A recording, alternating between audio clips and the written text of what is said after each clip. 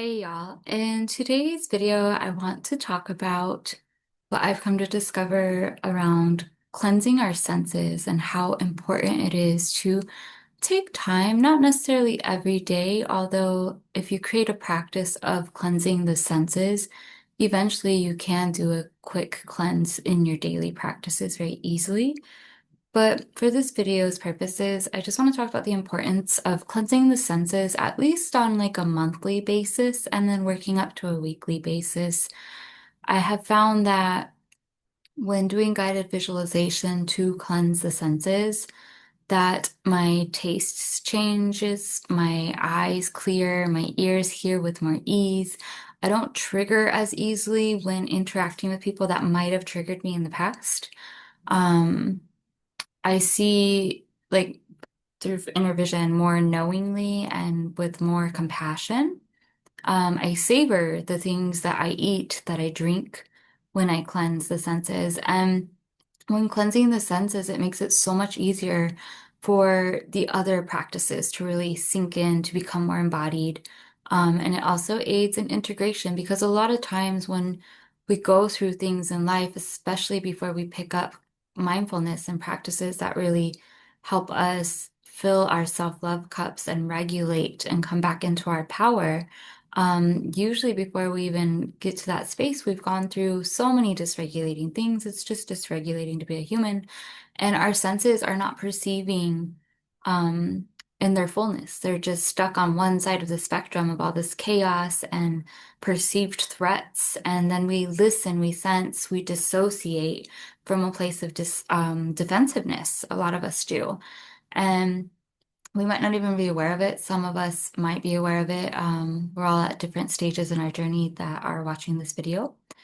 And this practice is just very, very helpful because when you cleanse your senses, then you can have those difficult conversations with your friends, your partner, your family, even with yourself. I find that cleansing the senses has been really helpful for me in doing parts work within myself. For the more that I cleanse my senses, the easier it is for me to dive deep into my psyche, illuminate and shine light on the parts in the psyche, because I can clearly hear with my clairaudience, I can clearly see with my inner vision that which is needing love and attention at that time. And also, like in the day to day, like I'm able to see the people that are calling me to go within and do this parts work so that way I can become more whole and able-bodied to carry frequencies of coherence and love, which I'm a believer that we are all parts of the macrocosm through the microcosms that are us. So if we can tend to our microcosms and if we can create that safety and resonance within ourselves, then we're able to bring that to other people who might not otherwise come into that perception of the micro and the macro. And then you might be planting seeds in a person for them to tend to their micro in the macro. And this creates ripple effects that can create love and coherence and eventually make way for peace in the human collective. Maybe not in our lifetime, maybe in our lifetime, I don't know. But I also care about the future generations. And so I do this work without seeing any fruits of labor because it's not just about me, it's about the interconnected web of life, right? And so when cleansing the senses, you're able to interact with people to see where you have issues in your internal self, where you can smooth it out and then bring more love and coherence into the space. And then you're more easily able to see the shadows that you would benefit from working on, or you're more easily able to be intentional with what it is you want to bring into if you're in like therapy, what you want to bring to your therapist to unpack. If you're doing energy work, what do you want to utilize the energy modality that you're working with to assist you with? Um, if you're maybe going to healing circles, what do you want to bring to the group healing circle so it can be in everybody's awareness? Because when we speak in a group circle, usually it's not just ours. Usually it is a shared pattern in subconscious ways that everybody has in some shape, way, or form. And it's usually really interesting to see how the stories start to be spoken as you're in the circle sharing your stuff, right? And it's easier to receive the messages from the divine. It's easier to receive the messages from your soul. Your soul is always wanting to talk to you. And it's so hard to hear your soul if your shit is clouded. And so cleansing the senses makes way for that. And if you can hear your soul, if you can connect with your soul, then you'll be just fine going through life and all the riffraff that happens in life, right? And that's another conversation for another day, like how to connect with your soul, how to talk to your soul. Um, but in this one, we're talking about senses. And so it's really simple. I'll make a meditation for this to kind of give you something to jump into that's tangible after this video. So that way you can further explore cleansing your senses. And maybe the meditation will help you for a little bit and then you'll come up with your own practice. Or maybe you'll just stick with the meditation. And there's other meditations out there on YouTube. I've seen a few, there's not a lot, but the ones I've seen, they're actually what turned me on to cleansing my senses. And I now start all of my energy expansion sessions, Mercury retrograde starting with my stuttering and communication right now, with cleansing the senses in the beginning of the session, because this really helps us hear the noise and the distortions in the energy field. It really helps when I work in co-creation with the person on my table, if the senses are clean, both for myself, which as I'm guiding them, I'm also cleaning my stuff out, and for them. And then in this way, God and Goddess can also work in the session and it can have more depth and more of a comprehensive reach rather than just like a tiny little ripple in the aura. It'll be much more comprehensive and meaningful and impactful in the short and long term. And it's just a powerful practice. So yeah, I've brought it to my personal life, to my energy sessions, and now I'm going to bring it to you on YouTube. Um, so what you would do is you would get into a meditative state and then close your eyes if that's comfortable, or just rest your eyes somewhere that is like soothing, like on a plant or in a blank spot on the wall. Make sure you're by yourself as you're doing this practice and make sure nobody's interrupting you as you're doing this practice. Because then your senses will immediately be like, ah, and then some of your inner housekeeping might be for nothing. So, and you might have weird dreams after you do this practice too, which makes sense because your subconscious is clearing stuff out and reorganizing stuff to process what this meditative practice does, which you're working in the energy bodies, the emotional bodies, the psyche, and on a physical level, like the nervous system, all in one simultaneously because we are multidimensional beings. So, anyways, you would get into a meditative space and a safe space where you wouldn't have any distractions. For some of you, this could be the shower. Maybe a bathroom is like your only quiet time that you get. Um, and then you would envision like going through your senses, however that looks in the meditation. I'm sure we'll have visuals. But in this case, however that looks to you. And you would go ahead and sweep like your eyes, like sweep the room of your eyes, wipe down with Windex, like the windows of your eyes. They say the eyes are the windows of the soul. And I also feel like the eyes also, are windows to our ego too, right? And so you would like wipe the windows of the soul, wipe the windows of the ego, which the ego isn't entirely like a bad thing. It's born from a place of self-preservation, meant to help you survive. However, sometimes it cramps your style and it keeps you from thriving, right? So this is where you got to tend to it and clean it up and kind of retrain it to operate in new ways. So you would cleanse with Windex. Maybe you want to add like new decorations in the room of your eyes. Maybe there's posters you want to take down in that room. Maybe there's books that no longer serve you that you just want to throw in a trash can from that room. And then you would eventually finish cleaning the eyes and you go to your ears. And in your ears, you might see like old cassettes playing that you no longer care about. Some of these might be stories, some of these might be narratives, these might be songs from the past you just don't resonate with anymore. Um, Maybe it's like ancestral things. You don't even have to know what it is. Maybe it's just a tape playing from back in the day that is running in the background of your mind, causing you to listen in a way that's not quite true and authentic to the sovereignty of your soul, that is you, in this human vessel, this physical temple, this emanation of the I am that we all come from, right? So then you would clean the ears. And then after you clean the ears, then you would go in and clean like the taste buds, the mouth, the teeth, the gums. And then you would go in and work with like your sense of smell. So then you would be cleaning like maybe, I don't know, you can imagine cleaning your nose with like maybe there's like spoiled goods or something and it smells bad and you want to like clean that out and take that out of the fridge, out of the trash can. Maybe there's like things you used to like with aromatherapy that you don't like anymore because we're constantly shedding and shifting, right? So maybe you want to clean that out. Maybe you literally want to stop and smell the roses. So you want to just like take out the trash and then plant like flowers in your nose or something, right? And then you would also want to work with your sense of touch. So then you could envision cleaning the rooms of your sense of touch, of your hands, and maybe you could like envision cleaning like the baseboards of this room, the nitty-gritty, hard to reach areas of this room, cleaning out cobwebs in the hands. Maybe people have left trash there. Maybe there's like dirty diapers or like food packets behind the couch, or I don't know, like all kinds of things can clutter our touch because we're touching phones, we're touching computers, we're touching other people, we're touching ourselves.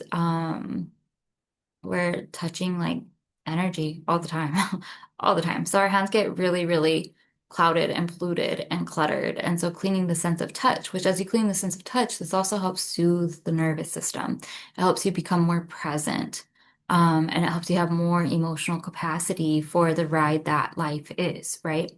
So you would run through those senses. And you could, if you wanted, for like funsies or extra credit, clean out like the room of like your third eye, like the extrasensory senses, right? And as you do this, it would be interesting for you to observe and notice how following this exercise, either the day after or maybe like a few hours after, like your sip of water might taste different. It might taste better, more, you might find that something you normally would grab from the fridge, you don't grab, or you might find yourself hearing lyrics you'd never heard before because you were kind of checked out from all the other noise in your ears, right? Or you might hear like the meaning that someone's trying to bring to you in like a conversation and actually be able to hear it instead of having some part inside of you take over and make it about you being able to relate, which sometimes relating is helpful, but sometimes it's also invalidating, right? Like there's this art to communication. But you'll be able to hear when a person wants you to relate. You'll be able to hear when they want you to listen, perhaps. You'll be able to hear when you need to be listened to. You'll be able to speak to the person. Hey, right now I'm speaking to you because I just want you to hold space. I don't want a solution. Are you okay with that? Um, and if they're not, you'll be able to respect that because you're not heightened with all your senses. You're more relaxed. You're more reorganized. And so, yeah, it's a very powerful practice and it spills over into all aspects of life where we are like sensual beings. We go through life with our senses. We have our senses for a reason, right? And this can also help you if you're working with like intuition, like I know I use my hands a lot to sense into things, and so it can help you sense more accurately what is aligned with you, what isn't aligned with you. It can help you see the holes in people's stories and not take it personal or not try to point it out. It can teach you to just like, all right, that's their stuff to work through. And I'm working with my stuff, and reflecting back to them what it is to like not have this deception or something. Because right, our senses can also deceive us if they're clouded or if they're operating from a place of panic or fear or dysregulation. Um, so yeah, cleaning the senses, very, very powerful practice. I started doing it like once a month and then it became like a once a week thing. And with the job that I work now, I've started becoming more mindful of cleansing the senses, especially my ears and my hands, because I answer phones a lot and then I'm on the computer a lot. And it's been helpful starting to bring that into my day to day more and more. Like where my hands were once like feeling kind of puffy and inflamed and irritated, because sometimes those of you that answer phones, sometimes people can just be like not cool. They can be entitled and assholes and they think they're always right and they're not always right. And then you have to swallow your words and bite back, and that piles up in your body. And then our hands have like the ends of the meridians, right? And so if it's piling up and not totally releasing, because you're maybe in a workspace where you can't release because customer service. It's really helpful to clean the senses, clean the hands, and it's really helpful to clean the ears. And um, you can even, after you've cleaned your ears enough, you can even incorporate like little shields in your ears to keep out the other person's riffraff to meet them where they're at without taking it in. And that can help some of y'all that have like I don't know, ear problems, or maybe you have like neck problems, which the throat chakra is right here, and then you have the third eye, but the throat chakra does influence and impact the ears just as much as the third eye. And then we have like a half step, according to Eileen McCusick, who does biofield tuning, that is on the nose. And so cleaning the ears kind of brings balance to that throat and that third eye, and definitely helps with this half step, right? And then I mean, yeah, you'll like doing it more regularly, you'll clean out stuff that's not even yours because our ancestors definitely influence us with epigenetics all the time in ways that we have no understanding of. Like we're barely scratching the surface. Like those that are doing ancestral healing, those that are studying epigenetics, those that are breaking patterns, like it's powerful work, it's potent work, and there's a lot of work to be done. And like we're barely digging into some of this stuff as a collective in this generation and the other generations that have been doing it. But you'll be able to feel some of the sheddings of your ancestors. Maybe you had like parents that had like arthritis in their hands. Maybe you had parents that or grandparents that were hard of hearing, right? And as you work with cleaning your senses, you also clean out their stories. And that's the beauty of visualization too, is the psyche is so intelligent. The subconscious is so intelligent when you're going into it from a place of like purity and heart and for your highest good.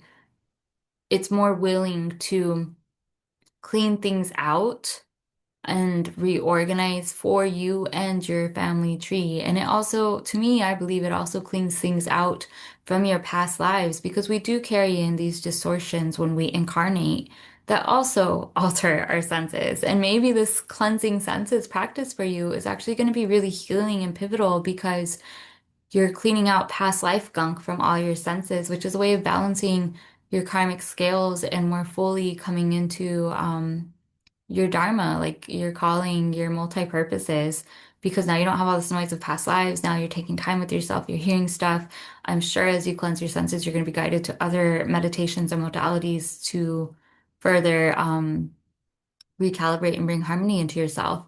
And so, yeah, like this can take you all over the place. And it's just a really powerful tool. It's very simple. Like healing does not have to be complicated. It can be complicated, don't get me wrong. There's definitely complex situations, but other times it's as simple as one, two, three, and cleaning your senses out. So I'll go ahead and work on making that meditation for you guys and then link it in the video at the end. You can click on it next. And yeah, just tell me what you think or what practices you have for cleaning your senses because I know there's people that are encouraged when they see in the comments like what other people are doing for themselves because sometimes it validates them. Sometimes it confirms something that they've been doing for themselves. Sometimes it gives them an aha moment. So please share all the juicy goodness that you do have around cleansing your senses, and I will see you in the next video. Thank you for tuning in today.